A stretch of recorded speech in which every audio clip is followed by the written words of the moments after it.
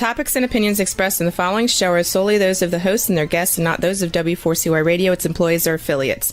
We make no recommendations or endorsements for radio show programs, services, or products mentioned on air or on our web. No liability, explicit or implied, shall be extended to W4CY Radio or its employees or affiliates. Any questions or comments should be directed to those show hosts. Thank you for choosing W4CY Radio.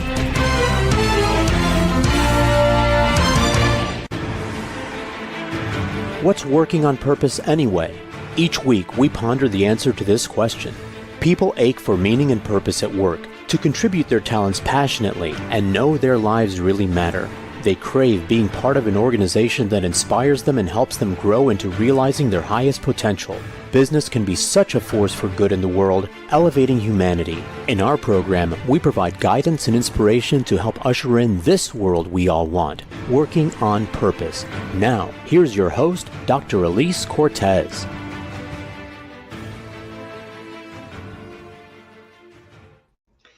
Welcome back to the Working on Purpose program, which has been brought to you with passion and pride since February of 2015. Thanks for tuning in this week. Great to have you. I'm your host, Dr. Alise Cortez. If we've not met before and you don't know me, I'm a workforce advisor, organizational psychologist, management consultant, logotherapist, speaker, and author. My team and I at Gusto Now help companies to enliven and fortify their operations by building a dynamic, high-performance culture, inspirational leadership, and nurturing managers activated by meaning and purpose. You can learn how to work with us and what we offer at gusto-now.com or my personal site, alisecortez.com. Getting into today's program, we have Ken Banta, who is a leader in 11 successful mergers, transformations, and reinventions, including Pharmacia, Schering-Plough, and Bausch & Lomb. At the Vanguard Network, he has built a unique organization that brings experienced, dynamic top executives together for unfettered, uncensored, censored, and highly interactive exchanges around leadership. He's the author of Seeing Around Corners, C-Suite Wisdom from America's Insightful Leaders, which we're talking about today. He joins us from New York City. Ken, welcome to Working on Purpose. Well, thank you for having me. It's great to have you. I thoroughly enjoyed this beautiful book you brought into the world. And in fact, I did reach out to, I think, all of the contributors on LinkedIn to connect with them. And I had one of your contributors, Wes Adams, on my podcast. I think it was a couple weeks ago. Oh, terrific. So I really, really appreciate what you did. It's delightful. So I want to start by, let's just start with what you're doing. I love the idea of the Vanguard Network. Can you kind of help us understand that? Because it seems to me, I'm wondering if that's how you met several of your contributors, but what's the Vanguard Network? Yeah, thanks for asking. The Vanguard Network really emerged out of the work that I did in those turnarounds and transformations that you mentioned in a prior life of mine as an executive in some of these very large but very troubled companies. And we were very successful in turning them around in a positive way, in the sense that not to dismantle them, but to actually turn them into growth engines again. And so after that period, I was advised by a couple of the previous people I'd worked with that wouldn't it be an interesting idea to apply some of these insights to helping other executives and companies. So that's how Vanguard was created back in 2014.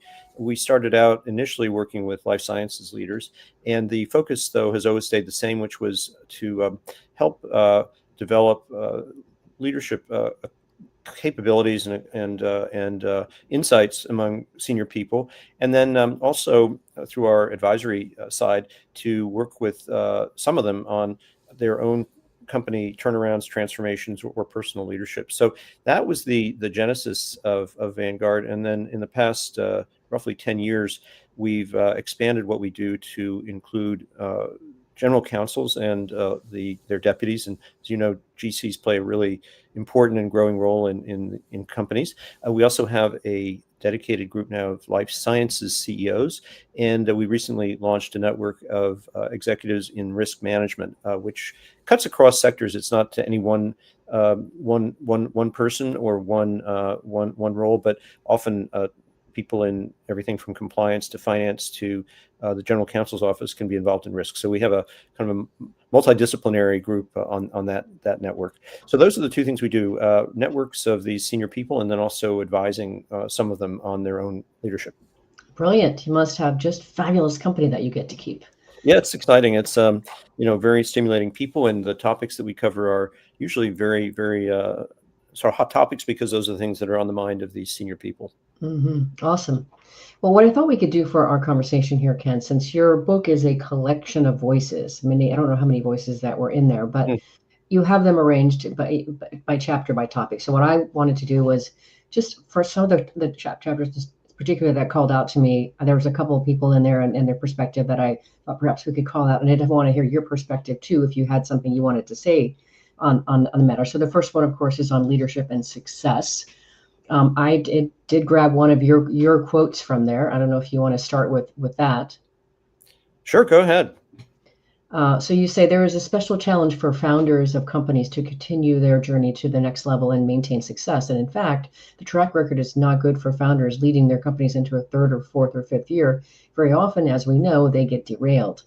And it's so sad because we all start with such conviction, such passion, such determination, and then the numbers are we crash and burn. Why is that? Well, I think there's a few things going on there. In some cases, there's an opportunity to reinvent yourself as a leader, which doesn't happen, and that can be one cause of failure. As circumstances change or as the demands for bandwidth grow, some leaders succeed in reimagining what they are and how they'll work. A good example would be today, some leaders who may even be in their 50s or 60s may have figured out how to connect with the new generation of Gen Zs and able to get on their wavelength. Others really are kind of stuck in the past. They may find this generation frustrating or somehow not the way they used to be, which I always think is a kind of an indicator that they themselves have sort of passed their sell-by date. But the same, but others do adapt very well to that. And there's a CEO I worked with in the past on a number of these turnarounds and transformations, named Fred Hassan, who's still a really legendary figure in the world of CEOs.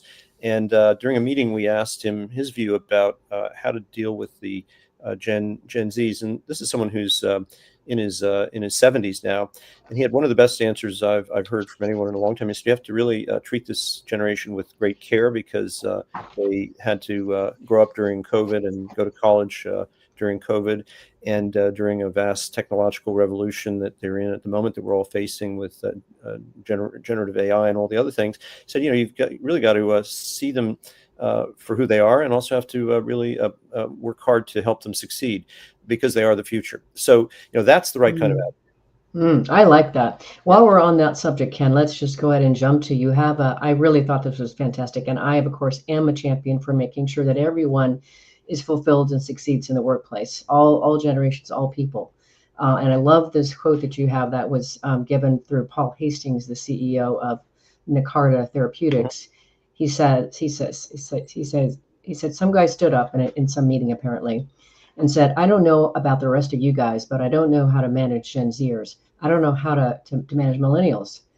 And Reed says, I looked at him and said, then get the hell out, because your company's full of generations Zers and millennials. And if you don't want to deal with them, you should get out. Old dogs need to learn new tricks. And the tricks about Generation Z is that they don't care whether they're LGBT or straight. They have pronouns and words for everything. And I think it's wonderful. That's what they want. And so we as leaders, if we want millennials and want Gen Zers, guess what? We have to learn that language. Mm-hmm.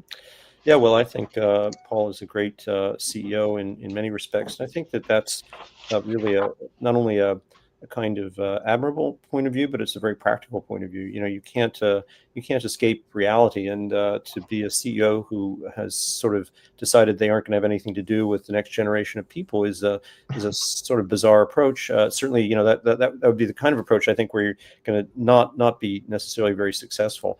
And it's back to that question. I don't know what the generation was of that person who said those things, but it might be that they were sort of, let's call it, more tenured person. But that kind of reaction to an entire generation of people who are the future of your business is I think really kind of counterproductive. I do too. Head in sand for sure. Yeah. I actually had I was speaking at HR Southwest conference here last week in the Fort Worth.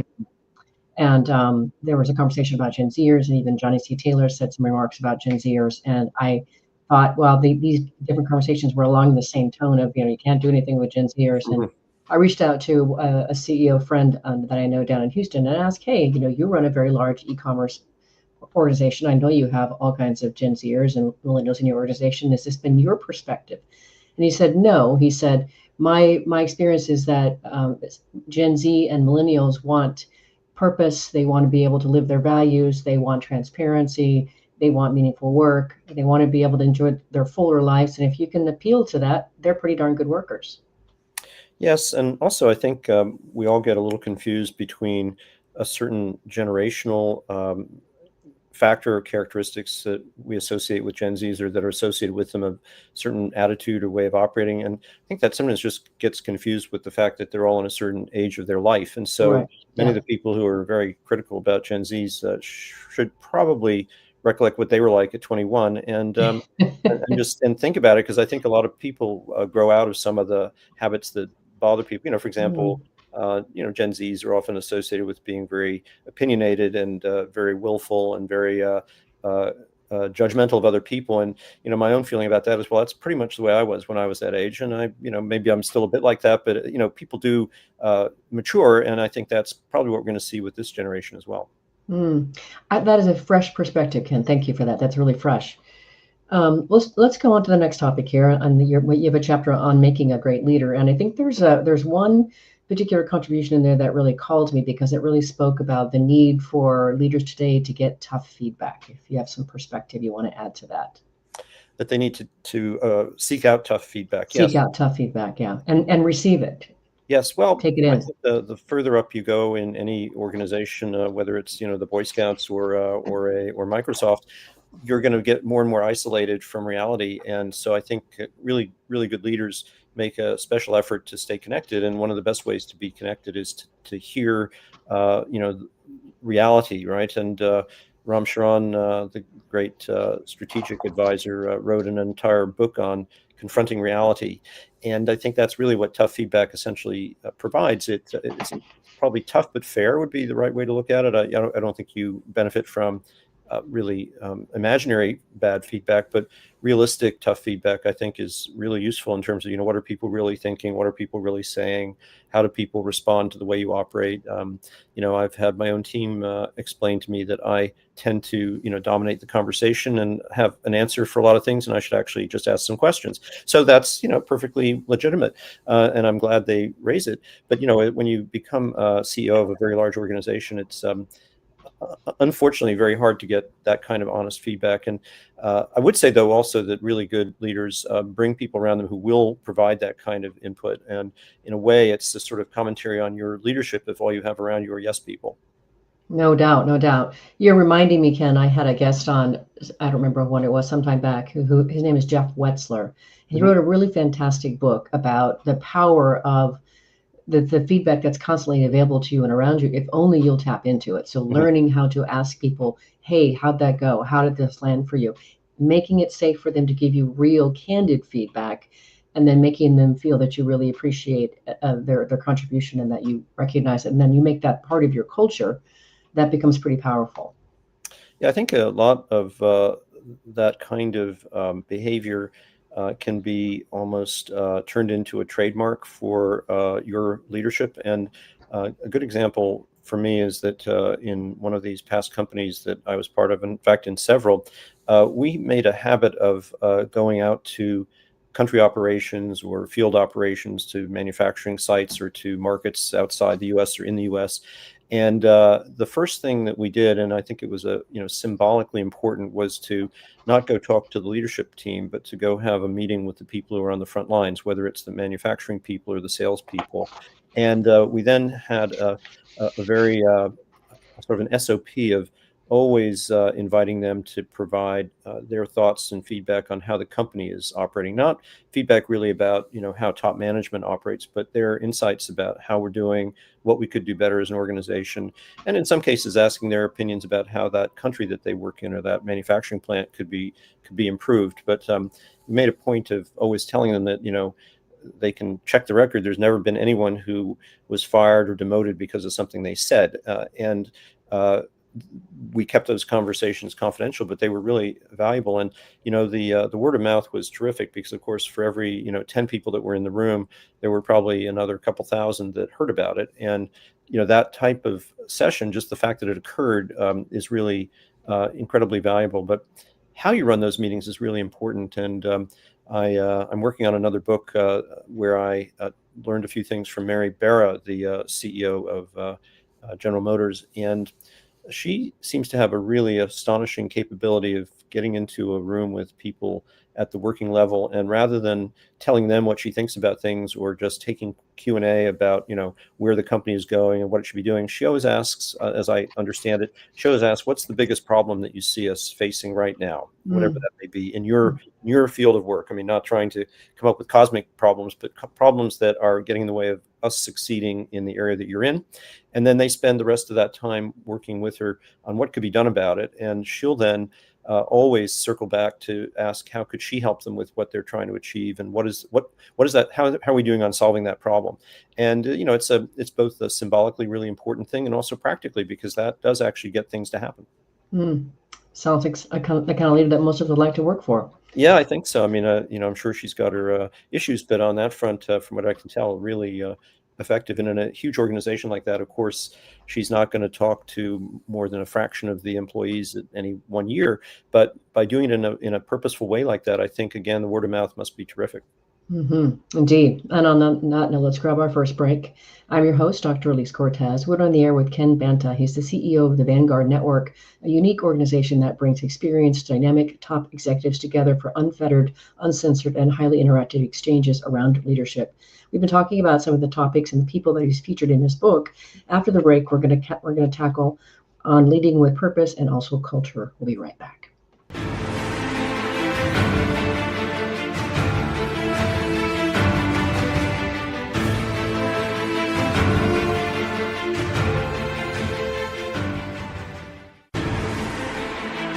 Dr. Alise Cortez is a management consultant specializing in meaning and purpose, an inspirational speaker and author. She helps companies visioneer for greater purpose among stakeholders and develop purpose-inspired leadership and meaning-infused cultures that elevate fulfillment, performance, and commitment within the workforce. To learn more or to invite Alise to speak to your organization, please visit her at alisecortez.com. Let's talk about how to get your employees working on purpose.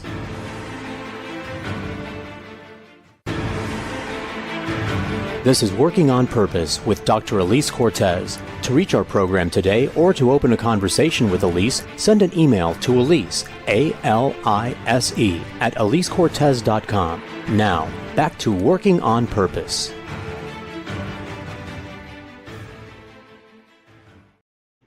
Thanks for staying with us and welcome back to Working on Purpose. I'm your host, Dr. Alise Cortez, as I, too, am dedicated to helping create a world where organizations thrive because their people thrive and they're led by inspirational leaders that help them find and contribute their greatness. And we do business that betters the world. I keep researching and writing my own books. So one of my latest came out called The Great Revitalization, How Activating Meaning and Purpose Can Radically Enliven Your Business.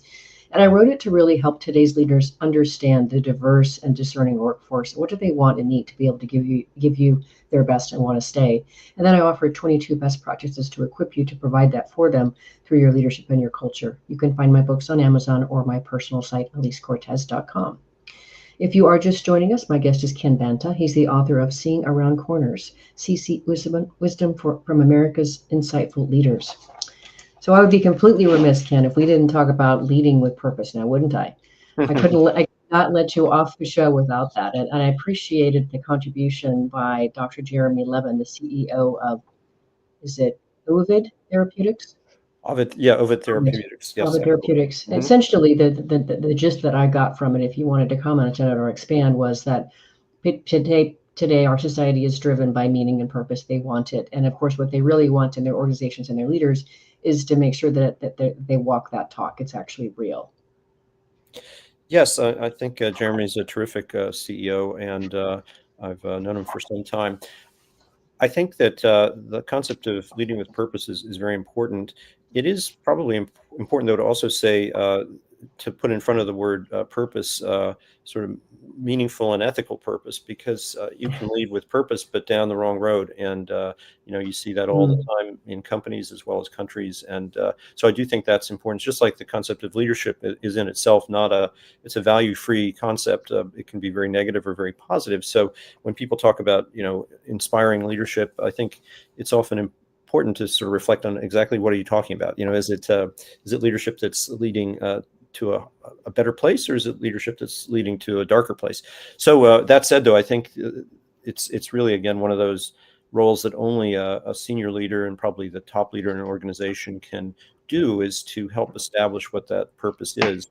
They ought to do it in consultation with others, including the people at the working level. But ultimately, that's one of I think the most important jobs of a CEO or a leader of an organization, even a leader of a photo club or anything else. They need to help convey why we exist, essentially, and what we're gonna, if we do what we do, what are we gonna deliver? And it's usually more complicated than you think. I completely agree. We love doing that work ourselves. Yeah. The other thing that I would add to that I think is so powerful and that many organizations are missing is, once they have, in conjunction with their people, articulated and defined the purpose, is that they then help and enroll and align their employees to that purpose through their values. Yeah, You do that, right? And now Yeah, we've that really makes, pulled people yeah, on. absolutely. And the other thing I think that I think you'd probably share on this viewpoint as well, is that it's not enough to have this tack to the wall, which is what often happens, and then nothing else Exactly. occurs. You've Right. really got to then figure out how you're going to operationalize it, and so that's a Yeah. huge task, and it's not enough, I think, to simply kind of so-called walk the talk on that, when you've got to figure out how it's actually going to get transmitted and really in some way instilled into the DNA of the organization. And there are a lot of different ways to do it, but it really requires a lot of kind of tenacity and also sort of inspiration in terms of how to make that stick. And again, I think, for every person who leads an organization that does that, there are probably 10 or 20 that don't. And I think that's unfortunate. Same thing goes for branding. I have a very good friend who runs Straight Line, a global branding company. His name is Michael Watrous. And I think he finds it sometimes quite disappointing that the really terrific branding work that they do, that, captures where the organization ought to be and how it should be seen, doesn't always get translated into action. And they can't control that, but I think it's it's unfortunate when that doesn't happen. On the other hand, when you do have terrific branding of the kind that they generate, and it does get really picked up and embedded in the DNA, then you have a really powerful impact. Mm. Agreed. And I over the years have had so many fantastic guests that have contributed and expanded my knowledge and the way that we practice and our consulting around that. And Dr. Carlos Rey out of Barcelona really has some great work around helping to really operationalize purpose around the head, the Mm-hmm. heart, and the hands. Mm-hmm. Once you do that, and you literally, I love your word operationalize, we use that too, Mm-hmm. and you really can operationalize purpose throughout the organization. And here's the cool thing, you can actually measure how purpose is lived through those three aspects. So you do that, now you know where the problem is and where you need to address it in the organization. No, that's terrific. And the other thing that I'm sure we've both seen is how important it is to have the purpose really be genuine. In other words, there are organizations that sort of manufacture a sense of direction or purpose that isn't really Right. believable, and I think that actually causes more harm than having none at all. And I'm really thinking of examples where I'm not thinking of a specific law firm, but you can always imagine a law firm that says that what we are the best possible vendor, not even vendors, but we've gone from being a vendor to a peer advisor to our clients. And if that doesn't resonate with the people in the organization, which it probably wouldn't, you've then really sort of undermined your external credibility, but you've also undermined your internal cohesion. Mm-hmm. Yeah, I've actually had interviews with employees who were part of organizations whose purpose was not being lived. In fact, just the opposite was. It's incredibly debilitating for people. Yeah. And then back to your point too about it not being clear. When I was speaking at the HR Southwest conference, I did a workshop as well on helping the participants on just what we've been talking about here, how to be able to detect and embed your purpose into your culture, et cetera. And there was somebody in there who was struggling. And I said, well, what's the purpose of your company? And she said, to provide great customer service. And I said, what's the name of your company? What is it that you actually do? And she said, we provide warranties. And I said, well, I think that you have a value on customer service, but your purpose is to provide peace of mind. Yes, And exactly. she said, we don't think about it that way. So like that would be a real opportunity to start to turn on some of the souls in that organization who maybe can't get excited about just great customer service, but can get behind the idea, I'm helping people sleep better at night. Yes, and potentially much more real as well. And again, I think back to the frontline people, they usually wouldn't say they always know best, but they know at least as well as top management what things like that should be and what will resonate. Not only with themselves but with the people that they contact, who are the customers of the organization or the stakeholders. And so it seems to me always a bit bizarre, really, when you hear about purpose statements or other things being created either in a vacuum or being created by an external agency together with the Right. senior management team. Right. At some point, there's a missing link here, which is everybody else, and that'll help you. Not only will you get buy-in, but of course you'll get mid-course correction, because people will say, who actually are in the warranty side of things, they will say, well, we don't do customer service, we do peace of mind, and that's the message that should be heard at the top. Mm-hmm. Indeed. So much that we could talk about here. I appreciate getting to talk with someone who's been involved with so many organizations and turnarounds and transformations and really understands the value of this. Let's move on, since I think we've done a pretty good job of dealing with culture in that conversation. Let's talk about innovation. I think you have one of your remarks in there I grabbed here. You say that I think strategy is somewhat overrated. The world is changing too quickly that having a 3-year strategy is sometimes meaningless. Having a sense of purpose and where you're going with your organization, and then being very agile about how you get there, and especially making sure that the people in the organization understand what the purpose is and that you can get there. So kind of related to what we've been talking about here. But now I think it's really interesting to focus that whole conversation on innovation, if you want to add a little more color to that. Sure. I think what I've observed, both inside companies and then working with executives on their companies, is that the whole concept of innovation sometimes can be, first of all, very narrow. People think of innovation as something that happens in a lab or with some sort of scientific endeavor. But what I've seen is that innovation can happen, in the administrative assistant role. There can be innovation in sales and marketing. There can be innovation also in the role of senior management and how they interact with people or how they do their job. So I think innovation is, there's lots of different ways of defining it. But I think, one way that I've heard that resonates with me is that it's a way of doing things better and more and better and faster and differently. And so, if you think of those criteria, then an awful lot of things are innovation. And also a lot of things that organizations do are not innovation. And sometimes that's the problem, is that they're not, thinking around corners, and they're not looking at the way the environment is changing. There's, I think that especially in a time of intense change, which I think we're in currently, change environments, I think, go like waves. There's change all the time, but then there are increasing waves and pressures that arise. And I think, we're in one of those now for sure on lots of fronts. That's the time when innovation becomes even more essential, because you've got to be able to, move agilely and come up with new ways to do things, new ways to get to where you're going.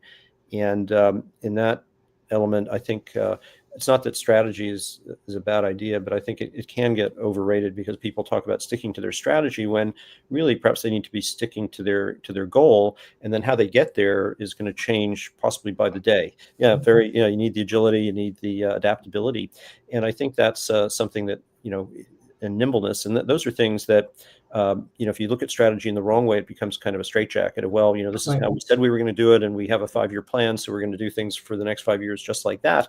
But if the 5-year plan is to actually be agile and adaptive, then that's a different kind of strategy. Mm-hmm. Just so much in this conversation, Ken. So happy to meet you and cross paths, learn from you, connect with you. You have a contributor in your book named Gina Cox, who's an organizational psychologist and the author of Leading Inclusion. And I appreciated her perspective on the real value of diversity. And specifically what she was saying that I could really, really get behind is that people, what they really want, they don't want belonging per se. They don't want diversity per se. What they want is respect. Mhm. And that made a lot of sense to me. That resonates with me. Mhm. Yes, I think very highly of Jenna. I think that another way of thinking about diversity as well is that what really matters is something that's connected to innovation, which is diversity of ideas and experiences. And that's not really based on, quotas of people of a certain color or a certain gender or other things. Those, if you pursue the goal of diversity of thought and experience, then you'll get those other things as a result of it. But that, in my mind, shouldn't be the driver. And so I do understand the discomfort some people have with what appear to be quotas for different things. And in fact, Jen is a good example of someone who really doesn't go for that type of approach at all.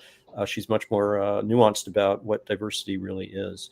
And as you said, part of it is that sense of people being respected. And in my mind, another piece of genuine diversity is that diversity of ideas and diversity of experience, Yeah. which will then lead to other types of diversity, but not the other way around. So are you going to get a more diverse and innovative organization by simply hiring 50% more people of a certain background? No, but if you aim to diversify the inputs into the organization, the other part of it will follow.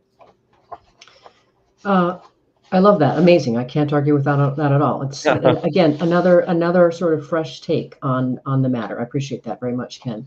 Oh, Let's talk just a little bit about the role of general counsel. I mm, have to say I was very taken by surprise when Greg Baker, the general counsel for Giant Eagle, mm, says I think that um, he's talking about the role of general counsel as the conscience of the company. I have never seen it. I've never thought about it that way ever.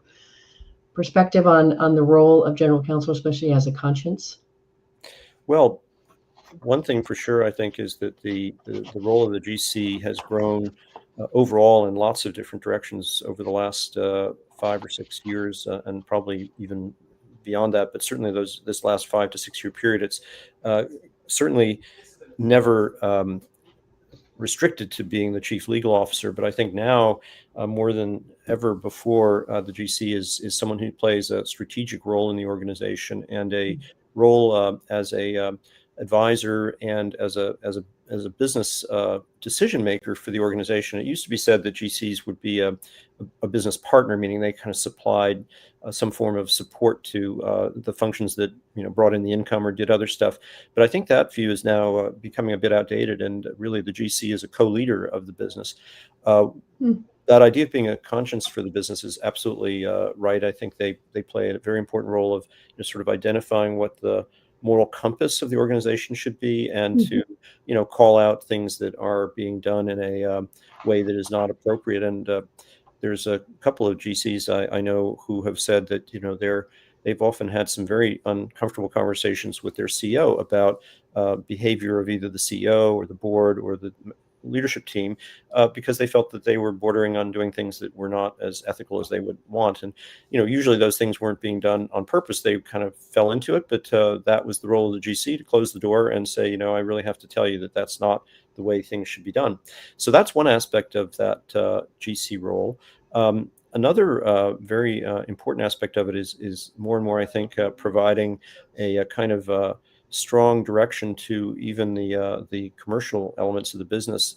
And very interesting, a guy who's one of the really most tenured GCs, named Tom Sabatino, who's, I think, just finished his ninth role as general counsel, which is probably about 9 times more than most GCs. Said that his approach to working with business leaders in a business is to not come in with direction or guidance, but to ask questions. And he said by asking the right questions, you can get people to rethink what they're doing, and you can help to redirect the decisions. But the way to do it is by asking questions, because as a GC, you come in with zero street credibility necessarily as a business operator, and you have no real authority over the decisions that these groups are making. But he pointed out that if you approach in the right way, you have tremendous impact by asking the right questions. Tremendous. Let's grab our last break here, Ken. I'm your host, Dr. Alise Cortez. We're on the air with Ken Banta. He's the CEO of the Vanguard Network, a unique organization that brings experienced, dynamic top executives together for unfettered, uncensored, and highly interactive exchanges around leadership. We've been talking about some of the key aspects of the book that especially appealed to me and what this show works. After the break, we're going to cover off on environmental and social impact, as well as work-life balance, among other matters. We'll be right back.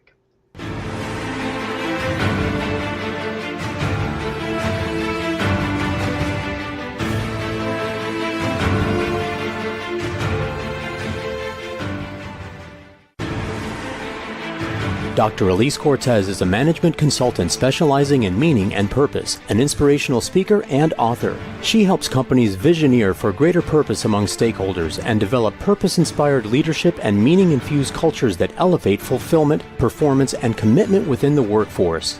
To learn more or to invite Alise to speak to your organization, please visit her at alisecortez.com. Let's talk about how to get your employees working on purpose.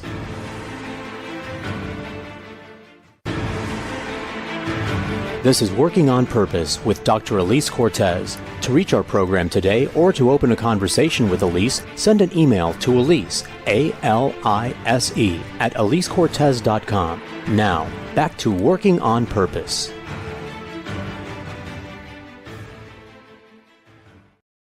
Thanks for staying with us and welcome back to Working on Purpose. I'm your host, Dr. Alise Cortez. As you know by now, this program is dedicated to empowering and inspiring you along your journey to realize more of your potential.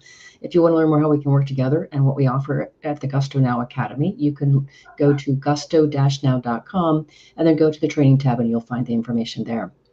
If you're just now joining us, my guest is Ken Banta. He's the author of Seeing Around Corners, C-Suite Wisdom from America's Insightful Leaders.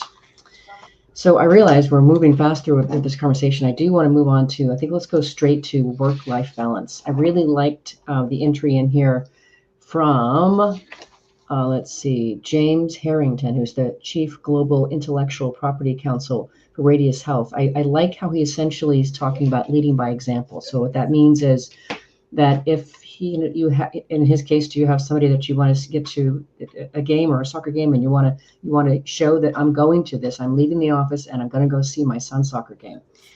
Just showing that is a way to be able to cascade it through the organization. So I thought that was very powerful, is leading work-life balance by modeling it. Yeah, I think it's very important. And of course, in today's environment where everyone can work remotely from anywhere, it can, on one hand, enable a lot of flexibility in your working environment and balance between work and other things. And on the other hand, it can cause you to be working all the time, no matter where you are. Yeah. And so I think it does take a lot of discipline, in fact, to find the right way to stop doing that and going on to other things, especially important, I think, if you're a very senior person in an organization, because your behavior is what other people will model. And if the head of the unit or the head of the organization is, sending out emails all day and night, other people feel like they have to do that as well. And I'm certainly really quite often guilty of doing that. And I've realized that I've got to, for example, do simple things like put a new time on the delivery for something that I may be working on later in the day. There's no reason for it to go out at 8 p.m. It can go out at 8:30 a.m. And I'm not always good at remembering that, but that's one of those important things that I think people need to do. And on the other hand, it's interesting that in some organizations, people will find it worrying especially if the CEO, for example, is really working 9 to 5. They really do expect them to be working longer than that. So I think sometimes it's partly it's behavior, and sometimes it's being really quite transparent about what's going on. To the tune of as CEO, I do have to work on the weekend, and I am going to do that, but you do not have to do that, and I don't expect you. And that's maybe more honest than saying everyone around here is going to work, only, their tools will drop at 5 p.m. because people will see that you didn't do that. On the other hand, if you're quite transparent about why you in a particular role need to work even different hours, perhaps maybe you're going to not be visible, from 2 to 4 in the afternoon because you're doing something else, but you will be working from 8 to 10, by especially if you're someone who's in a leadership role, it can often be just very effective to explain that context. And that's not quite role modeling, it's kind of role explaining. I like that, especially, that situating that, hey, part of my job is to work on the weekend. That's what I signed up for, but we're not saying that it's yours. I think that's very, very powerful. And not just once saying that, but that's an ongoing discussion or part of the conversation. That makes a lot of sense to me. Yeah, and probably I've seen some very good senior leaders call people out in a really nice fashion, good fashion of saying, "Well, I just sort of saw you sending me an email on Saturday, and while I may send out emails on Saturday, I really don't want to see one from you." And not said that's said in a much more of a kind of supportive fashion than angry. It's just saying, I really want to make sure that people in your kind of role don't feel compelled to send me emails on Saturday, even if I sent one to you. hmm hmm Moving on now to a really critical topic that's near and dear to our heart as well, and that's the idea of empowering people. What we know, of course, is when we look at the global employee engagement rate, it's 21%. In the US, it's 31%. There's a reason for that. And there are a lot of organizations that really squash the drive, the initiative of people and don't empower them. And you have several entries in your chapter on this, and I could go into one, but I'd love to start with your perspective on how to empower people and why it's important. Well, I think that it's important in certain respects for people to feel like they have value in what they're doing and feel like they are working in a way that they can go home and tell people was meaningful. So Wes Adams, who I think you had on the show, has written an entire book on meaningful work, and so I think empowerment is either a subset of that or the other way around. But I think that's very, very important.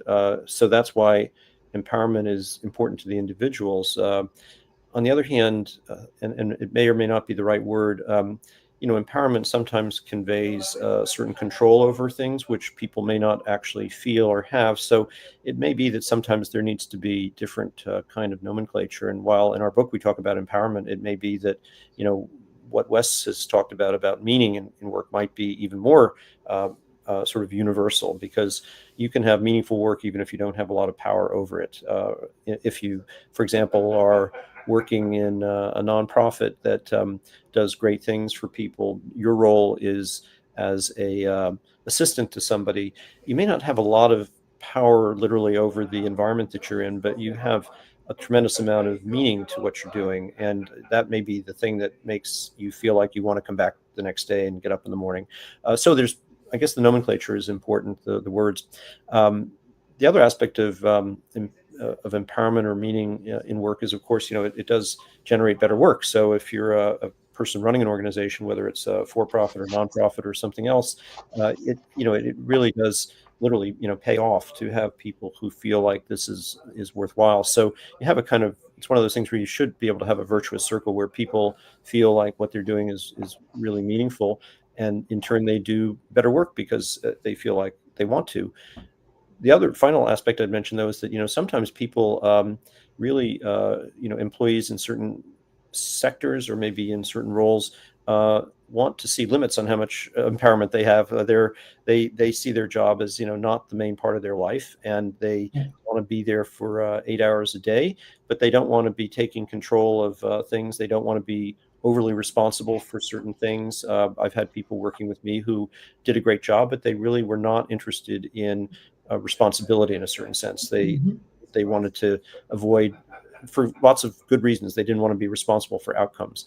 And so, I think you have to draw a fairly nuanced line through that word of empowerment, because I think in some cases it can scare people. They don't want to be empowered the way you want them to be empowered. Yeah, very, very, very good point indeed. And Wes actually, well, we did talk about that when we were on Oh, yeah. together. We did discuss it. I also have James Root coming on, who wrote the archetype effect, and Oh, he's yeah. identified 6 motivators at work. And one of the groups is the operators, and that would probably describe a lot of what you're talking about. Mhm. We need them. Very important part of organizations. They Yeah, motivate very differently. So I think that's really important not to assume that everybody wants the same thing, just like in the course of the generations, everything else we're talking about here. yeah. The several of the organizations I've been in have talked about the importance of having A players, and that's valuable up to a point. But if everybody is a person who's taking initiative and making decisions and demanding more and wanting to rise up in the organization, you're going to have a dysfunctional place. There's room for what are so-called, maybe not in a positive sense described as the B's and the C's, but if you change it around to say the operators, those are people who really make things happen. Do they have ambitions to run the unit or the company? No. But if everyone did, we'd actually have a problem. Right, indeed, indeed. Well, speaking of this conversation, we're really talking also about building the team and staffing. That's how I started in this industry like 28 years ago, was Hmm. recruiting and staffing. So I like the contribution that Andy Bromberg, who's the chairman of Echo, I think it is, he Hmm. says we use a principle at Echo called hell yes or no. And so the question is, if it's about hiring somebody, should we bring this person on? The answer is the 2 choices are hell yes or no. I thought that's fairly funny, but perspective on that idea. Well, I think that he's an interesting younger executive, and he's built up some interesting things. I think as you move along in at least maybe more layered organizations, you find that you're probably having a somewhat more nuanced approach to how you bring people on board. I mean, there's a reality is there's a very good chance that opinions are going to be divided about a person, No and doubt. so and people are probably going to have pluses and minuses for how they will operate. So you're typically, I think, making decisions either you're never going to get consensus about who's the best person. So if you are the senior leader, eventually you just have to decide. You have to be prepared to compromise on certain things. No one's going to be perfect. I was just working with someone in a nonprofit that I'm on the board of, and she's planning to bring in a new person to work with her, and she had a laundry list of things that this person ought to be able to do. And what we agreed in the end was, well, let's put those into buckets of A, B, and C. A being top priority, B, great, and C, nice to haves, because otherwise you're going to be trying to find a person that doesn't exist, which is who has all these capabilities, or they're going to say they do, and you'll be very disappointed. And then the other thing you have to be prepared for is that even if you say yes to somebody, you turn out 6 months later to realize that they're the wrong person, and you have to have the insight to realize that that happened. Not necessarily that they're a bad person, but it's a bad fit. Indeed. Indeed. We also have something in the book here that we don't really have time to talk about, but I do want to call it out. It's the idea that many people, organizations tend to hire ourselves, and I discovered it when I was in recruiting too, Ken. When I was taking the rec or the spec, people would say, "Well, I want this, and this," and what they would be describing, I'd look right up and say, "You want me to hire a clone of you?" Oh, no, no. Oh, that's what you just described. So just want to point that out as one of the many evils and things that we just have to be aware of and bring to our consciousness to do differently. Yeah, I think it's related to that diversity topic, right? I mean, that if you hire nothing but people like yourself, you aren't going to have the diversity of insights around you that you need to have, and then you'll be disappointed. Indeed, indeed. Well, this show, Ken, is listened to by people around the world who are interested in either elevating their organizations to a higher level, like we're talking about here, more highly functional, becoming better versions of leaders themselves, or are really trying to be able to weigh in and contribute to the world of work in a more positive way. What would you like to leave them with? Well, I think that I would leave behind the thought that while sometimes we think of leaders as people at the top of an organization, I really think everyone is a leader in different ways, and often, most especially, the people who are at the working level, because they are the ones who work with the stakeholders, figure out how to get things done, and make things happen. And so, I think, to me, that's the best concept, best definition of leadership. Beautiful way to finish. Thanks for coming on Working on Purpose, Ken. Very happy to know you. You really have taught me a lot, you and your colleagues, and inspired. Thank you. Thanks for having me. It was great to be with you, and I learned a lot as well. I'm glad. It should be like that. So what Dr. Seuss says, it should be like that. Listeners and viewers, you're going to want to learn more about Ken Banks, the Vanguard Network, and the book that he has out, Seeing Around Corners. So I suggest a couple things. One, you can go to the main website. It's thevanguardnetwork.nyc. You can also find him on LinkedIn, and you can also directly email him at kbanta@thevanguardnetwork.nyc. Last week, if you missed the live show, you can always catch it via recorded podcast. We were on the air with Marilyn Vetter, the CEO of Pheasants Forever, a 600 team championing habitat conservation, talking about championing culture as a leader's job with everyone else having a hand. Next week, we'll be on the air with James Root talking about his new book, The Archetype Effect, Unlocking the 6 Types of Motivation at Work. See you then. And together, let's lean in and learn together how to make workplaces that work for everyone and find ways to do business in a way that betters the world. Let's work on purpose. We hope you've enjoyed this week's program. Be sure to tune in to Working on Purpose, featuring your host, Dr. Alise Cortez, each week on W4CY. Together, we'll create a world where business operates conscientiously, leadership inspires impassioned performance, and employees are fulfilled in work that provides the meaning and purpose they crave. See you there. Let's work on purpose.